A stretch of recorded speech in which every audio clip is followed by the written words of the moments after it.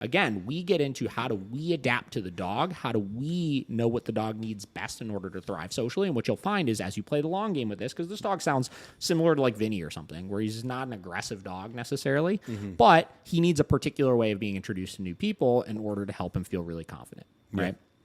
So in his case, I did a lot of the same stuff, right? For the first year or so that I had him, pretty much anytime people would come over, he was in a bed stay, right? Yeah. And I had no rush to change that. You know, it's like, why? Like, he holds his bed stay perfectly. He'll literally hold it for 4 hours if I need him to while somebody's there. So, like, why do I need to have him up interacting with people? Yeah. That's the first step of socialization is coexistence, right? And I started getting him just shifting his association that anybody was going to mess with him to the point where he hit this point where it was like, anytime people would come over, he would just chill. You know, Yeah. you'd go over there and be like, all right, I'm here.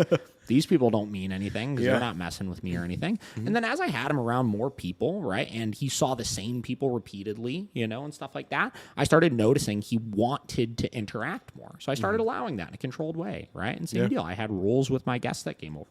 Hey, you know, I'm going to release him. He's going to hang out. Just leave him be. You know, let him do his thing. You know, but don't push him or anything. And you know, little by little, that turned into. I was like, hey, it looks like he wants to be pet. Go ahead and pet him. You know, and he got pretty good at self-regulating himself. Where he would go up, he'd get those pets, and if he started getting uncomfortable by it, he may let out a little grumble or something like that. But he would just go and do something else. Yeah. Right. And ultimately, anytime I was doing that, I was setting myself up to control the situation. Let's say somebody's going to interact with them, right? I never did it in a way where I wasn't able to control that scenario, right? So cool, this person's going to interact with them. I'm going to watch it, right? It looks like he's getting uncomfortable. Just leave him alone now, right? They'd stop. Everything was good, right?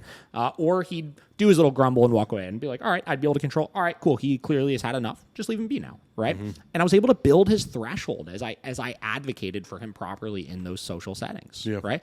And I clarified to everybody, if your dog is truly a bite risk, right, use a muzzle for this. But the process is exactly the same. You're just putting an additional safety protocol into place, right? But most people skip that initial step, right? They skip that initial step of the coexistence side of things and having their vision on the long game.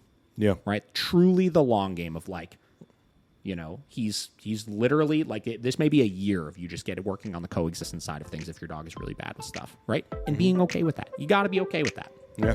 You know?